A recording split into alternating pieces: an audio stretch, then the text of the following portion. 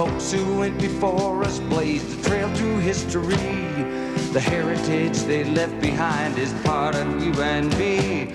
All the dreams they still live on, and it makes me proud to be a living, breathing part of it all, the American legacy.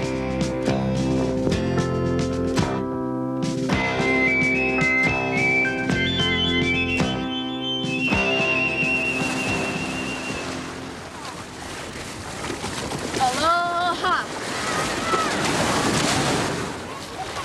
Aloha! Malahini's aloha.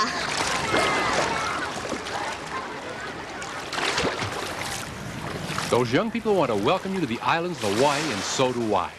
Aloha means just that. It can also mean such things as hello, goodbye, or even love. It's a word often used over here. What about the word malahinis? That's you or me. Malahinis are newcomers to Hawaii. The islands are often called a Pacific paradise because the climate is so ideal the year round. The daily temperatures here are always warm, usually between 70 and 85 degrees Fahrenheit. In fact, there is hardly any day in the year that you can't go swimming in the nearby ocean. Sometimes the water temperature is actually higher than the air temperature.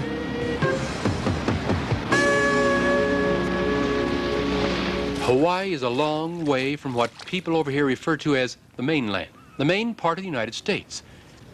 In fact, if this is the coast of California with Los Angeles here and San Francisco here, Hawaii is some 2,400 miles out in the Pacific Ocean, south and west of the mainland.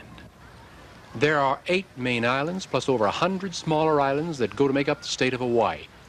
They are laid out in the ocean like a chain.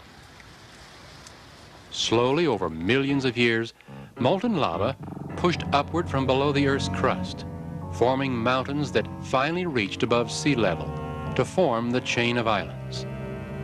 Today, only the biggest island called Hawaii has active volcanoes. They can even be visited as close as the edge of their craters to look downward hundreds of feet to the seemingly quiet fire pit far below. According to Hawaiian legend, it is the ancient fire goddess Pele who tends the fiery furnaces deep in the earth and from time to time hurls the flaming red lava out of the boiling depths. Sometimes the fiery display goes on for hours or even days as the hot molten lava is pushed up and out of the crater to flow like a river down the mountain slope, covering up and destroying anything in its path. Fortunately, such eruptions don't occur very often.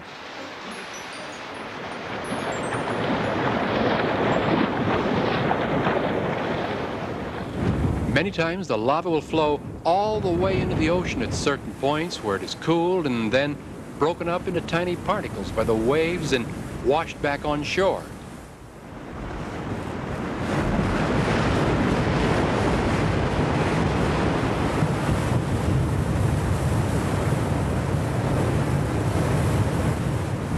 The result at certain places, a beautiful black sand beach. As clean and as fun to play on as a white sand beach. But volcanoes and black sand are only a few of the unique geographical features found here in Hawaii. In another part of this island, there's a fern forest that defies description.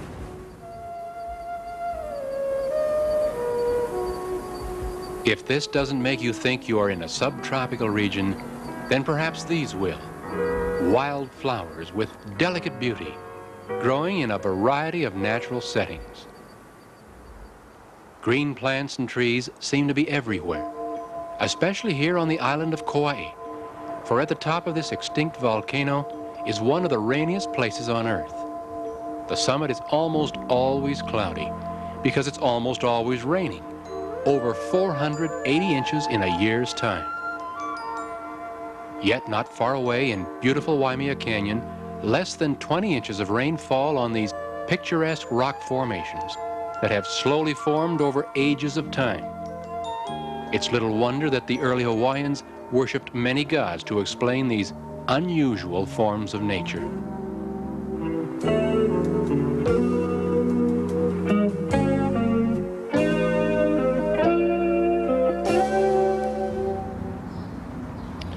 Religion was a very important part of the way of life of my ancient ancestors.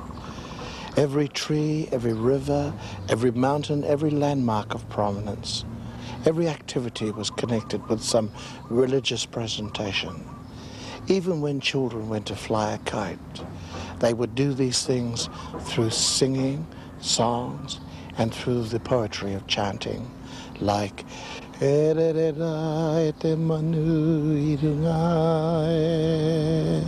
fly high in the heavens, my beautiful kite.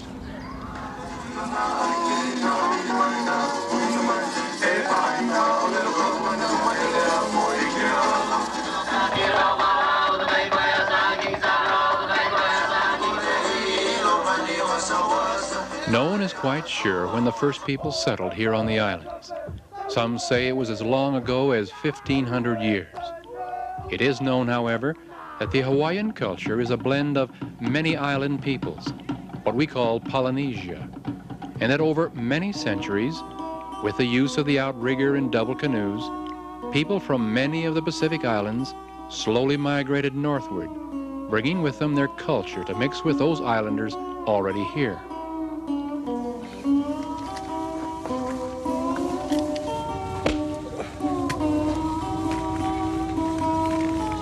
And here the Polynesians lived, undisturbed for hundreds of years until one January day in 1778.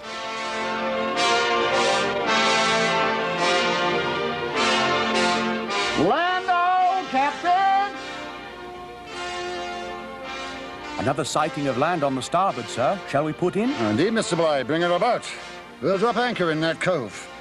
I think it's time we discovered for ourselves what these islands and their people are like. His name, Captain James Cook, the great English explorer, who through 3 long and difficult expeditions over a 10-year period explored and mapped much of what lay hidden in the southern hemisphere and here in the Pacific Ocean. The natives seemed filled with wonder, Captain, not only with us and our ship, but with what we offer them in trade. I'm sure they have never seen metal before. Iron nails may well fill our ships with needed supplies and food, Mr. Bligh. Have you marked well the islands in your chart? Indeed I have, sir. Very good. And identify them as the Sandwich Islands. I intend to honor my good friend in England, the Earl of Sandwich, with this discovery. And for over 100 years, this is how they were known to sea captains and trade merchants of the world, the Sandwich Islands. Strangely enough, their discovery by Captain Cook later led to his death at this very spot in Kealakekua Bay, Hawaii, in an unfortunate skirmish with native warriors.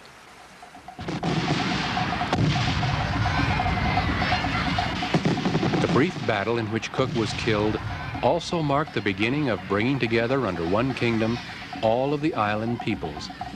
For one of the warriors that day was a man named Kamehameha. In a series of battles, the young warrior and a group of loyal followers began slowly to unite the peoples of the Big Island. In 1795, Kamehameha had established himself as king over the entire chain of islands.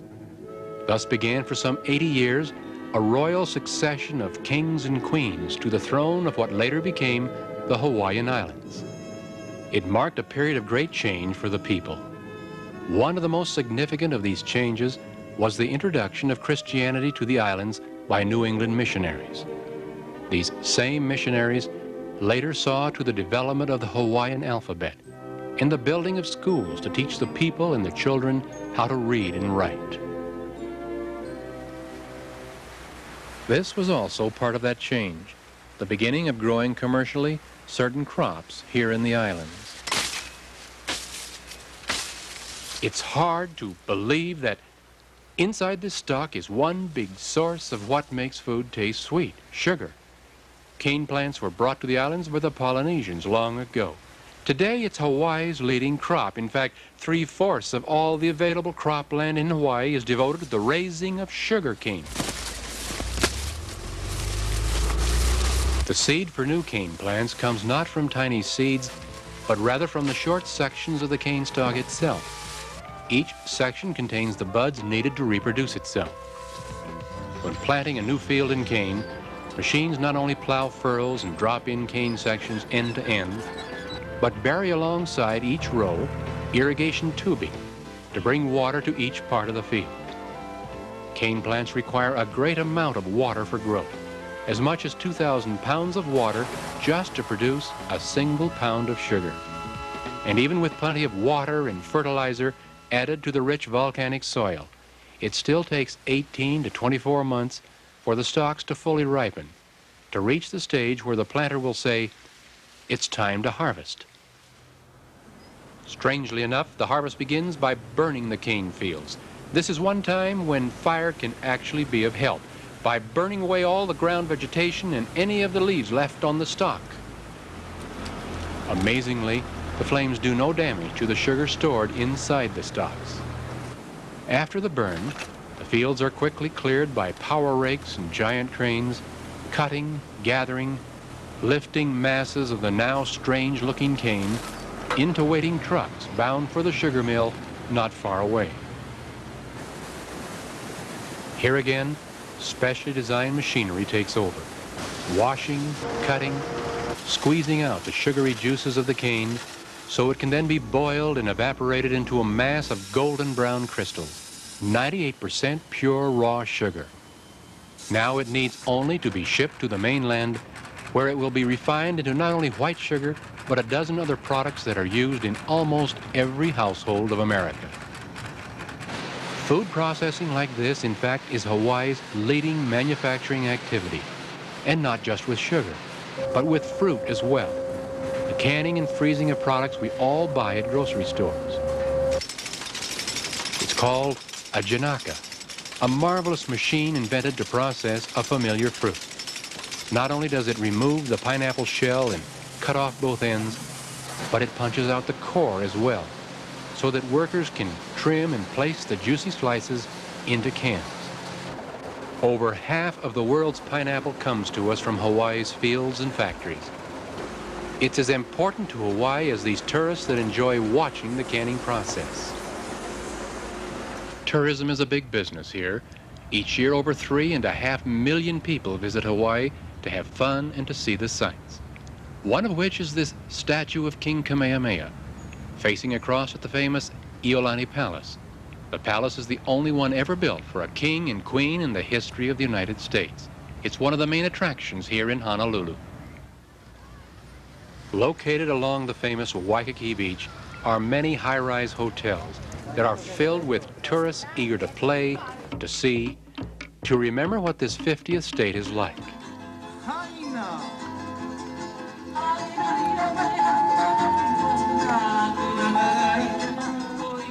Here at the edge of Pearl Harbor is a monument for remembering.